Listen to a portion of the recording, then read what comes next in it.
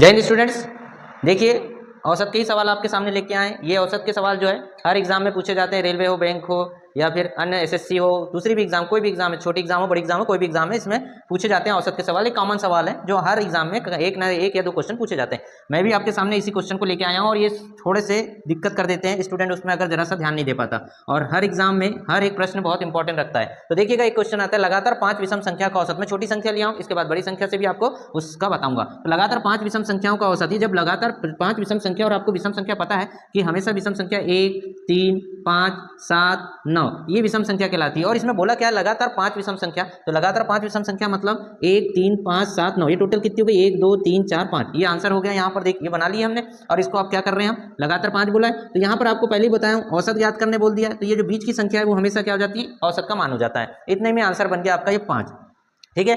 अब आपको और एक चीज बता रहा हूं, जब आपको ये प्रश्न ऐसा आए तो आपको इतना भी नहीं करना है। इसका फार्मूला है मात्र n, इसका फार्मूला है मात्र n, खत्म। n मतलब जो संख्या दी गई है वही आंसर है, प्रश्न में ही इसका आंसर होता है, ध्यान रखिएगा।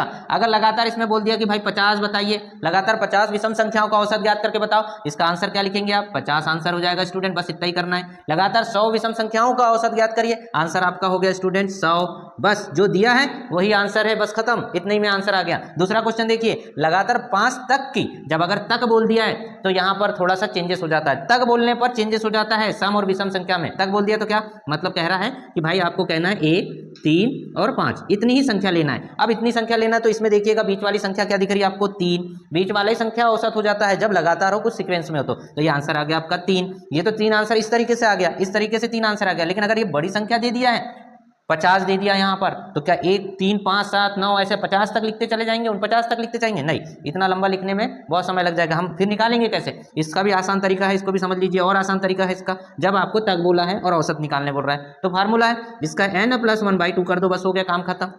n + 1/2 मतलब n जो संख्या दी है उसमें 1 जोड़ो और आधा कर दो, इसमें 1 जोड़ो और आधा करो। किसमें, विषम संख्या वाले तक वाले में 1 जोड़ो आधा करो, 1 जोड़ो आधा करो, मतलब 5 धन 1/2, 5 धन 1 बटे क्या हो जाएगा, 5 और 1 6, 6/2, 2 से काट दो, आंसर आ गया 3। ये फट से बन गया आपका। वैसे भी 3 आ रहा था, इस साइड से भी आपका 3 ला दिया। अब बड़ी संख्या रखता हूँ आपके सामने और आप देखिए इसको भी बना के, यहाँ 50 की 50 रख देता हूँ। देखो अब ये 5 दिया हूँ मैंने, अब इसको मैं 50 कर देता हूँ। 50 कर दिया। देखिए 50 को कैसे करेंगे आप, तो 50 को करने के लिए स्टूडेंट ध्यान से समझिएगा। तो 50 जब हम करेंगे, इसको मिटा दे रहा हूँ, 50 कर रहा हूँ, देखिएगा आप। ठीक, यहाँ पर 50 कर दिया। 50 तक की विषम संख्याओं का औसत ज्ञात करिए। तो देखिए इसका कैसे होगा, तो 50 बोल रहा है तो आप ऐसा थोड़ी लिखते रहेंगे 1, 3, 5, 7, 9 ऐसा 49 तक लिखना पड़ेगा ऐसे में तो आपको, क्योंकि 49 है आपकी लास्ट संख्या 50 से पहले। तो अब ये हो गया आपका इस तरीके से संख्या। अब ऐसा लिखते रहेंगे तो आपको टाइम वेस्ट होगा। आपको क्या करना है, बस कुछ नहीं, इसका 1 बढ़ाओ और आधा कर दो, 1 बढ़ाओ और आधा कर दो। 50 में 1 जोड़ देंगे तो 51 हो जाएगा। 50 धन 1/2, ये हो गया आपका 50 और 1 51, 51 का 2 से भाग दे दीजिए, कितना हो गया आपका 25.5। ये आए हैं एग्जामों में आपको सवाल, ये एग्जामों में आए हुए सवाल है जिनको मैं आपको हल करवा रहा हूँ, बता रहा हूँ आपको पूर्व पहले जो है एग्जाम में आए। तो ऐसे ही आपको क्वेश्चन दिए जाएंगे एग्जामों के दृष्टि से। तो हमारे चैनल को सब्सक्राइब करें, लाइक करें और शेयर करना ना भूलें, ताकि बहुत सारे बच्चों को लाभ मिल सके। और हम भी चाहते हैं कि बहुत सारे बच्चों का सिलेक्शन हो। तो सिलेक्शन की दृष्टि से आप सभी से आग्रह है कि आप सभी लोग भी शेयर करना ना भूलें। Okay, thank you.